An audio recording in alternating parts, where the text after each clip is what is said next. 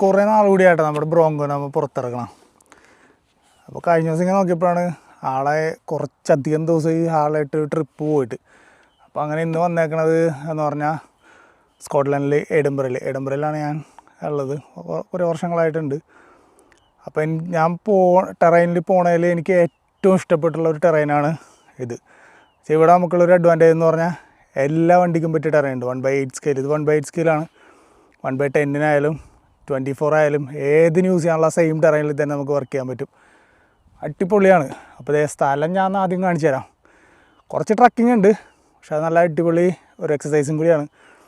അപ്പോൾ ഇതേ സ്പോട്ടൊന്ന് കണ്ടോട്ടാ. നമുക്ക് ചെല്ലേണ്ട സ്ഥലം എത്തിയിട്ടില്ല, ഇപ്പോൾ ഒരു ഹാഫ് വേ ആയിട്ടുള്ളൂ.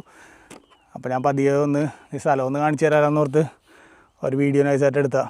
ഇതേ ഒരു അടിപൊളി പ്ലേസ് കാണിച്ചു തരാം.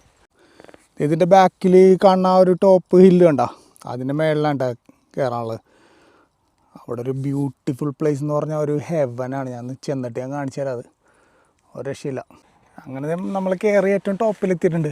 ടോപ്പിലെത്തിക്കുമ്പോഴുള്ള സീൻ കണ്ട, താഴേക്ക് വെറുതെ ഇങ്ങനെ സ്റ്റീപ്പായിട്ട് കിടക്കുന്ന സ്ഥലവും ചുറ്റും ഇതാണ് ഫീല്. വണ്ടി ഒരു റൗണ്ട് കയറ്റിയിട്ട് ഞാൻ പിന്നെ പതി ഇവിടെ കുറച്ച് ക്രൗളിങ്ങിൻ്റെ വീഡിയോസൊക്കെ കാണിച്ചു തരാം.